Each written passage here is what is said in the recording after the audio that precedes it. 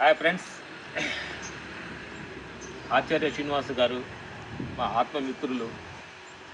మేమంతా పత్రిజీ గారి దగ్గర మేము ట్రాయల్ అయిన వాళ్ళు అందరం. ఎందుకంటే అహింసో పరమధర్మ అనే ప్రక్రియని శ్రీనివాస్ గారు దాన్ని బలంగా ప్రపంచం మొత్తం తిరగటం కూడా ప్రయత్నించారు. పెద్ద పెద్దవాళ్ళని చాలా మంది కలిశారు. ఈ కార్యక్రమాన్ని నెక్స్ట్ మీ దాని గురించి వివరాలు చెప్పండి. ఇది మనం జాతీయ స్థాయిలో జాతీయ అహింస ధ్యాన మహాసభలు అనే ఒక మహా కార్యక్రమానికి శ్రీకారం చుట్టాము.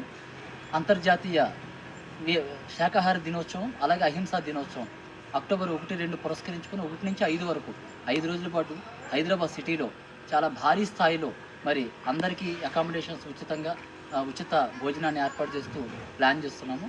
దానికి మన యొక్క మాస్టర్స్ ఈ ప్రాజెక్టుకి అంబాసిడర్స్గా ఉండమని నేను వారిని కోరుకున్నాను. వారు కూడా అంగీకరిస్తున్నారు.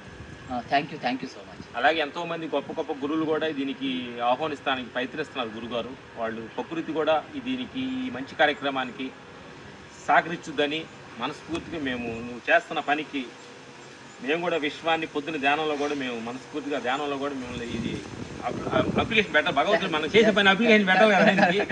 కాబట్టి మేము చేస్తున్న పనికి మీరు సపోర్ట్ చేయాలి, భగవంతుడు కూడా పెట్టాలి. కాబట్టి ఈ కార్యక్రమాన్ని అందరూ కలిసి చేయాలి మనస్ఫూర్తి కోరుతున్నాం. ఓకే. ఇంకోటి ఏంటంటే ప్రతి మనిషికి ధ్యానమే ఇప్పుడు ఉన్న జనరేషన్కి, పోస్ట్ జనరేషన్కి మనస్సు ఏకలతకి ఒకే ఒక మార్గం ధ్యాన మార్గం. ధ్యానంలోకి వచ్చే తప్ప కానీ పీస్ లేదు.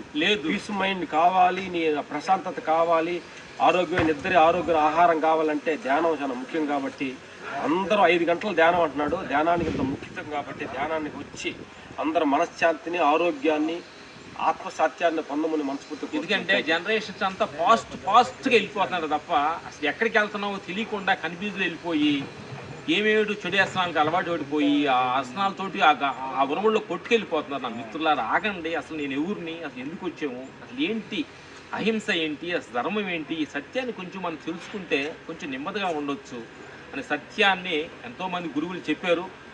నెక్స్ట్ అందుకని చెప్పిన వాళ్ళు గురువు లేకుండా మనంతూ ఏదో చేయాలని ఆచార్య శ్రీనివాస్ గారు ఈ కార్యక్రమాన్ని ముందడుగు చేస్తున్నాడు. మనందరం దీన్ని చేతుని ఊతం ఇవ్వాలని మనస్ఫూర్తి కోరుకున్నాం. Okay, thank you.